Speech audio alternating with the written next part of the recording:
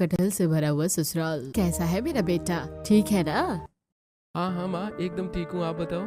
मैं भी बढ़िया हूँ। अम्मा जी पूछिए ना देवा जी से, वो कटहल जो हमने यहाँ से भेजा था जेठ जी के साथ, वो खाया कि नहीं देवा जी ने? बेटा तूने कटहल खाया था या नहीं, भाभी पूछ रही है तेरी। अरे सारे कटहल तुरंत ही खत्म हो गए थे माँ।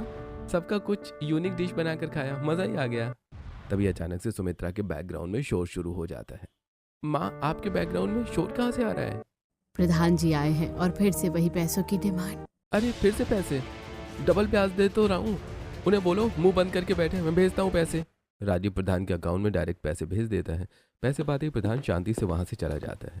वहीं राजीव भी फोन कट कर देता है।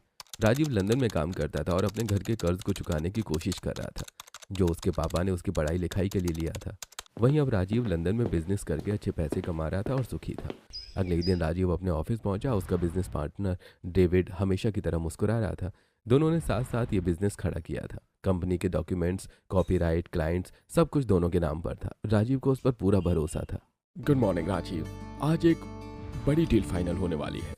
सच? फिर तो आज की शाम सेलिब्रेशन होगी। लेकिन राजीव को क्या पता था कि यही मुस्कान उसके जीवन की सबसे बड़ी चोट बनने वाली है। 2 दिन बाद जब राजीव ऑफिस पहुंचा तो ऑफिस का ताला बदला हुआ था। अंदर का सारा सामान गायब था, कंप्यूटर, फाइलें, यहाँ तक कि कंपनी की साइन बोर्ड भी। ये सब क्या है? उसने तुरंत डेविड को फ़ोन किया, लेकिन फ़ोन स्विच ऑफ था। ईमेल किया, कोई जवाब नहीं। जब वकील से बात की तब सच्चाई सामने आई। डेविड ने चुपचाप कंपनी के सारी कॉपीराइट, एसेट्स, क्लाइंट्स सब बेच दिए थे और पैसे लेकर फरार हो गया था। कानूनी तौर पर सब कुछ इतना चालाकी से किया गया था कि राजीव के हाथ कुछ नहीं लग रहा था। मैंने उस पर आंख बंद करके भरोसा किया, सब कुछ खत्म हो गया। उस दिन पहली बार राजीव फूट फूट कर रोया। लंदन की ठंडी रात, खाली कमरा और दिल में बसा डर। उसे अपने माँ बाप का चेहरा याद आया। गांव का घर, कटहल का बाग, सब कुछ। तनाव में राजीव कई दिनों तक बीमार सा रहने लगा। खाना छूट गया, नींद गायब हो गई। फोन बार बार बजता, लेकिन वो उठाने की हिम्मत नहीं कर पाता। अब मैं क्या करूं? घर वालों को क्या जवाब दूंगा? कुछ हफ्तों के बाद जब हालात संभलने लगे तब राजीव ने खुद को संभाला। उसने तय किया कि हार मानना उसकी फितरत नहीं है। बिजनेस गया तो क्या हो गया? मैं नौकरी करूंगा, फिर से खड़ा होऊंगा। राजीव ने कई जगह इंटरव्यू दिए। एक दिन उसे एक छोटी सी कंपनी में जॉब मिल गई। सैलरी बहुत ज़्यादा नहीं थी, लेकिन इज्जत की रोटी थी। जॉब के पहले ही दिन उसकी मुलाकात एक लड़की से हुई। हाय, तुम नए हो ना? हाँ, मैं राजीव। मैं तानिया, यहाँ की मार्केटिंग टीम में हूँ। तान्या की मुस्कान में एक अपनापन था। बातों बातों में राजीव को लगा कि लंबे समय बाद कोई उसे समझ रहा है। धीरे धीरे दोनों साथ लंच करने लगे, कभी ऑफिस के पास, कभी किसी छोटे कैफे में। तुम बहुत सीरियस रहते हो, थोड़ा हंसना भी सीखो। जिंदगी ने सीरियस बना दिया है। दोनों साथ घूमने लगे, लंदन की सड़कों पर, पार्क में, नदी के किनारे। राजीव का तनाव धीरे धीरे कम होने लगा। एक दिन तान्या ने खुद राजीव से उसके बारे में पूछा। तुम अपने घर वालों से बहुत प्यार करते हो ना? हाँ, सब कुछ उन्हीं के लिए तो कर रहा हूँ। तान्या राजीव को पसंद करने लगी थी और राजीव को भी एहसास हो गया था कि वो तान्या के बिना खाली महसूस करता है। एक शाम दोनों डिनर पर गए। राजीव, मुझे तुमसे कुछ कहना है। क्या? मुझे तुमसे प्यार हो गया है, क्या तुम मुझसे शादी करोगे? यह सुनकर राजीव जैसे पत्थर का हो गया। उसे अपने गांव, अपने माँ पापा, कर्ज, सब कुछ याद आ गया। तान्या में कुछ सेकंड्स की खामोशी के बाद उसने गहरी सांस ली। हाँ, मैं भी तुमसे प्यार करता हूँ। तान्या की आंखों में खुशी के आंसू आ गए। कुछ दिनों बाद दोनों ने शादी की तैयारी शुरू कर दी। इसी बीच गांव से लगातार फोन आने लगे। माँ पापा, कीर्ति, करण, तारा सब परेशान थे, लेकिन राजीव और तान्या ने सोचा कि शादी के बाद सीधे इंडिया जाएंगे, तब सब संभाल लेंगे। उधर गांव में हालात बिगड़ चुके थे। प्रधान ने कर्जा का बहाना बनाकर घर खाली करवा लिया था। ये क्या हो गया राजेश? कुछ समझ में नहीं आ रहा। पूरा परिवार कटहल के बाग में रहने को मजबूर हो गया।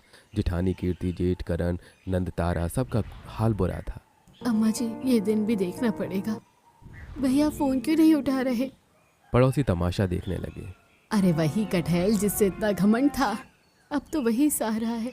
लंदन वाला बेटा भी काम नहीं आया। सुमित्रा चुपचाप कटहल के पेड़ के नीचे बैठी आसमान देख रही थी। मेरा बेटा जरूर लौटेगा। और लंदन में राजीव अपनी नई जिंदगी की शुरुआत कर रहा था। इस बात से अनजान के गांव में उसका परिवार कटहल के बाग में बेसहारा खड़ा है। कटहल के बाग में अब एक छोटी सी झोपड़ी खड़ी थी। बांस की खपच्चियाँ, पुराने तिरपाल और बोरी से बनी वो झोपड़ी किसी तरह सिर छुपाने की जगह बन गई थी। घर का हर सदस्य उसी बाग में जैसे तैसे दिन काट रहा था। रात होते ही खुले आसमान के नीचे खटिया बिछा दी जाती। कभी ठंडी हवा लगती, कभी मच्छरों का आतंक, तो कभी अचानक बारिश की बूंदें सबको जगा देती। हे भगवान, बच्चों की किस्मत ही ऐसी लिखी थी क्या? सब सहना पड़ेगा सुमित्रा, जब तक राजीव नहीं आता। झोपड़ी के बाहर ही ईंटों से बनाया गया एक कच्चा चूल्हा था। उसी खुले चूल्हे पर खाना बनता, धुआं आंखों में भर जाता, लेकिन पेट की आग बुझाने के लिए वही सहारा था। अम्मा जी आज भी आंखों में जलन हो रही है। दीदी पहले रसोई में कितनी सफाई रहती थी, अब देखो। रोज नई नई परेशानियां सामने आती, कभी पानी लाने की दिक्कत, कभी लकड़ी खत्म, कभी खाने के लिए सिर्फ उबला कटहल। पड़ोसी अक्सर ताना मारने आ जाते। अरे बहन अब तो कटहल ही सब कुछ है पहले बड़े ठाठ थे, अब बाग में झोपड़ी। लंदन वाला बेटा भी किसी काम का ना निकला। सुमित्रा सब सुनकर चुप रह जाती, लेकिन उसकी आंखों में एक ही उम्मीद झलकती, राजीव। उधर लंदन में शादी के बाद राजीव और तान्या ने इंडिया आने का फैसला किया। गांव पहुंचते ही राजीव सीधे अपने घर की तरफ दौड़ा। तान्या, घर पर ताला क्यों है? कहीं कोई अनहोनी तो नहीं हो गई है? तभी पास से गुजर रही सुशीला दिखी। अरे राजीव बेटा तुम आ गए। चाची, माँ पापा कहाँ हैं? प्रधान ने तो घर खाली करवा दिया बेटा, सब कटहल के बाग में रह रहे हैं। ये सुनते ही राजीव की आंखों में आंसू आ गए। चलिए हमें अभी उनके पास चलना चाहिए। दोनों कटहल के बाग की तरफ चल पड़े। बाग में झोपड़ी, खटिया और खुला चूल्हा देखकर तान्या का दिल भर आया। जैसी सबकी नजर राजीव पर पड़ी, सब चौंक गए। मेरा बेटा सच में आ गया। भगवान ने सुन ली हमारी। तभी सबकी नजर तान्या पर गई। ये कौन है? भाभी? हाँ, ये तान्या है, मेरी पत्नी। सब एक दूसरे का मुंह देखने लगे। बहू हमारी हालत देख रही हो, कहाँ रखूं तुझे? तान्या ने सुमित्रा के हाथ थाम लिए। माँ जी आप लोग बिल्कुल चिंता मत कीजिए, मैं अपने प्यार के भरोसे यहाँ आई हूँ। जहाँ आप रहेंगे मैं वहीं पर रह लूंगी। ये सुनकर सबकी आंखें भर आईं। भाभी आपने तो दिल जीत लिया। उसी दिन तय हुआ कि बहू की पहली रसोई होगी। माँ जी मुझे चूल्हा जलाना नहीं आता। कोई बात नहीं, मैं सिखा दूंगी। मैं भी साथ में हूँ भाभी। तीनों ने मिलकर चूल्हा जलाया। धुआं उठा, तान्या की आंखों से पानी निकल आया। लंदन की गैस छोड़कर ये चूल्हा थोड़ा मुश्किल तो है। सब हंस पड़े। तान्या ने कटहल की सब्जी बनाई। मसालों की खुशबू पूरे बाग में फैल गई। आज तो घर जैसा खाना बनेगा। सबने साथ बैठकर खाना खाया। बहू तूने आज हमारा दुख हल्का कर दिया। रात को तान्या भी खटिया पर सबके साथ सोई। अगली सुबह तान्या जल्दी उठ गई। अगर मुश्किल है तो उसका हल भी निकलेगा। उसने बाग की सफाई शुरू की, झोपड़ी के आसपास जगह बनाई। भाभी आप ये सब क्यों कर रही हो? क्योंकि ये अब मेरा घर है। धीरे धीरे तान्या ने सबका हौसला बढ़ाया। पड़ोसियों को भी ये सब देखकर हैरानी होने लगी। सच में लंदन की बहू जमीन पर बैठकर काम कर रही है। कुछ दिनों में तान्या ने राजीव से कहा, राजीव हम फिर से सब कुछ खड़ा करेंगे। तुम्हारे साथ हूँ तो कुछ भी नामुमकिन नहीं है। कटहल के बाग में बने उस छोटे से झोपड़े में और पूरे परिवार की जिंदगी सिमट कर रह गई थी। मैं इंसान नहीं हूँ। मैं ना खाता हूँ, ना सोता हूँ, ना रोता हूँ। ये सब कैसे हो सकता है? तुम 100 दिन में मर जाओगी। क्या इतनी रह गई थी। सुबह आंख खुलते ही चारों तरफ हरियाली तो दिखती थी, लेकिन उस हरियाली में छुपा था संघर्ष, बेबसी और डर। रात भर खुले आसमान के नीचे सोने के बाद शरीर टूट सा जाता। खटिया की रस्सियां पीठ में चुभती, मच्छरों के काटने से नींद अधूरी रह जाती। आज फिर रात भर नींद नहीं आई। अब आदत डालनी पड़ेगी सुमित्रा। सुबह होते ही पानी की समस्या सामने आ जाती। दूर कुएं से पानी लाना पड़ता।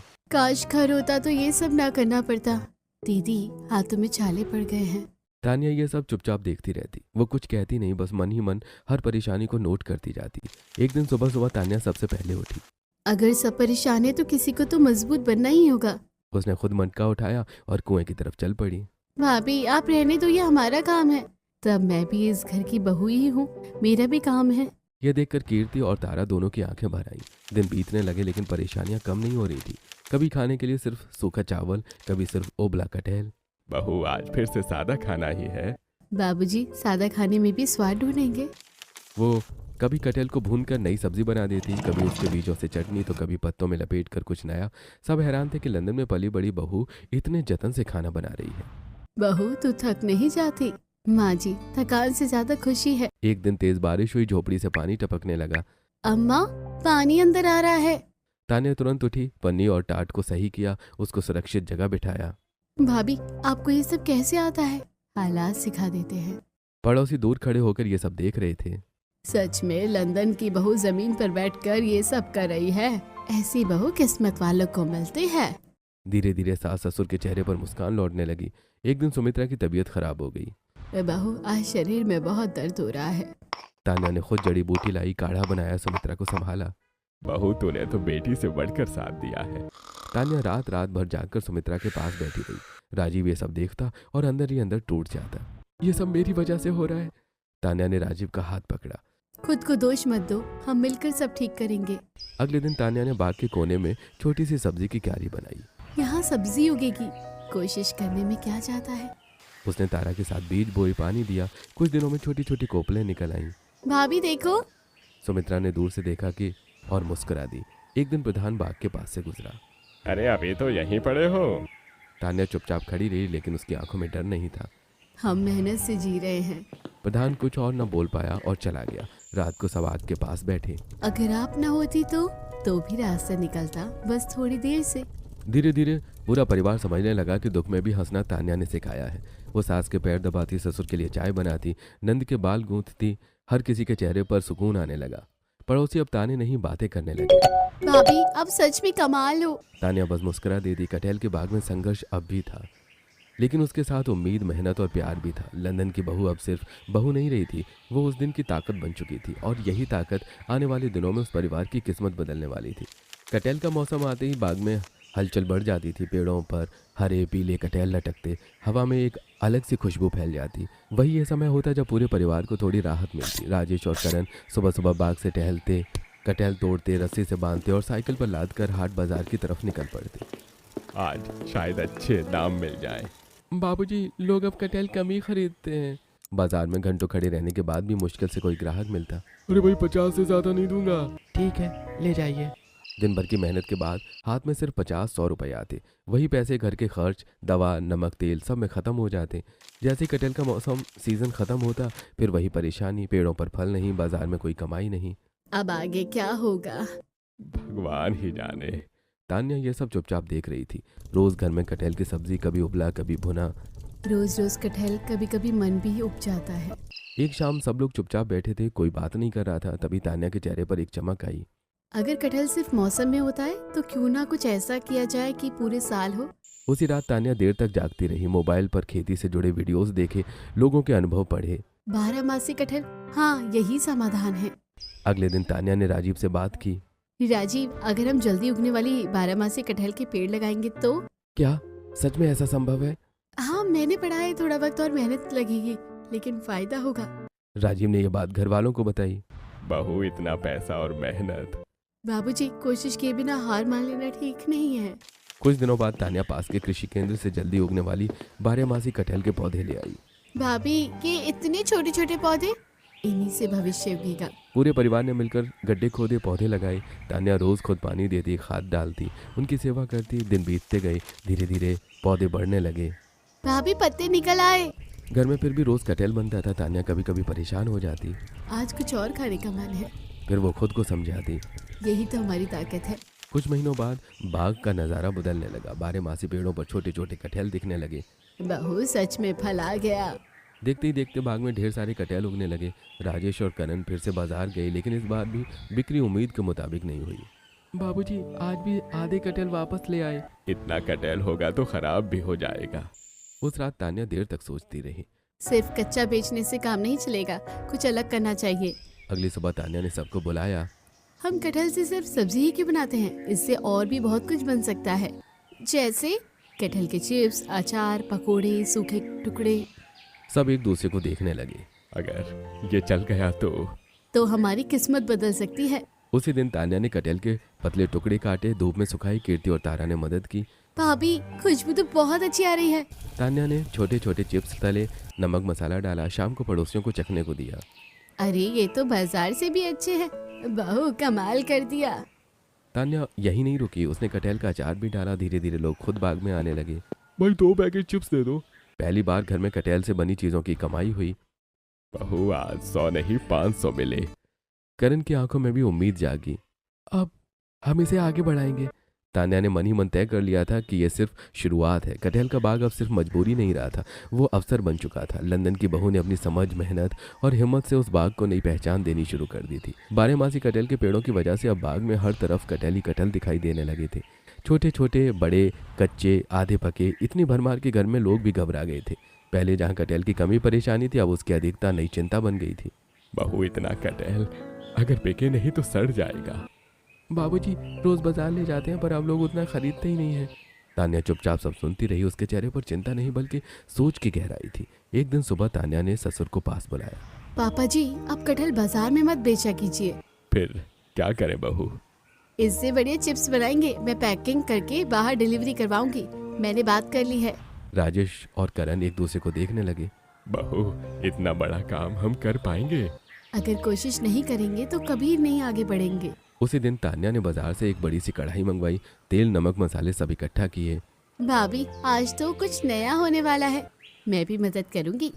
आंगन में चूल्हा जलाया गया। बड़ी कढ़ाई में तेल चढ़ा। तान्या ने बड़े ध्यान से कटहल के पतले पतले टुकड़े काटे। जैसे ही कटहल तेल में गया, छन छन की आवाज गूंज उठी। खुशबू पूरे बाग में फैल गई। बहू, कैसी खुशबू आ रही है। यूपी पुलिस कांस्टेबल पे अगर पॉइंट से डर लगता है तो ये वीडियो तुम्हारे लिए है। सिंपल।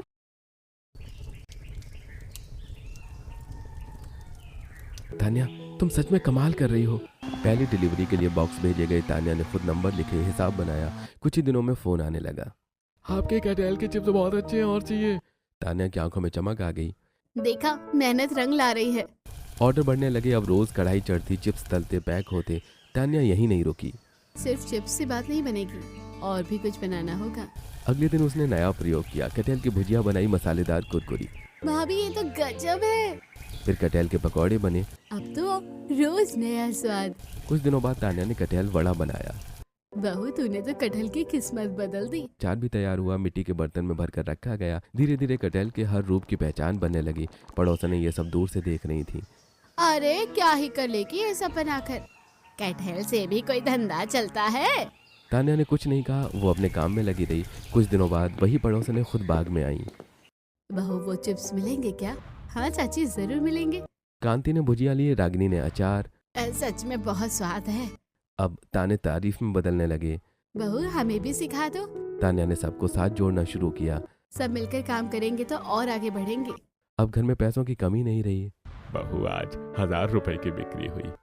अब हम बड़ा सोच सकते हैं। सुमित्रा की आंखों में सुकून था। तूने हमारे घर में फिर से रौनक ला दी बहू। कटहल का बाग अब सिर्फ पेड़ों का झुंड नहीं था। वो एक कामयाब सोच, मेहनत और हिम्मत की पहचान बन चुका था। कटहल से बने चिप्स, भुजिया, अचार और पकौड़ों की चर्चा अब सिर्फ गांव तक सीमित नहीं रही थी। तान्या ने जैसे ही अपने बनाए हुए सामान की फोटो मोबाइल से खींचकर ऑनलाइन डाली, वैसे ही धीरे धीरे ऑर्डर आने शुरू हो गए। पहले 1-2 ऑर्डर आए, फिर 5, फिर 10। तान्या हर ऑर्डर को बड़े ध्यान से पैक करती, साफ सुथरे डिब्बों में भरती और डिलीवरी के लिए भेजती। राजीव, देखो, आज फिर नया ऑर्डर आया है। सच में तान्या, तुम्हारा दिमाग कमाल का है।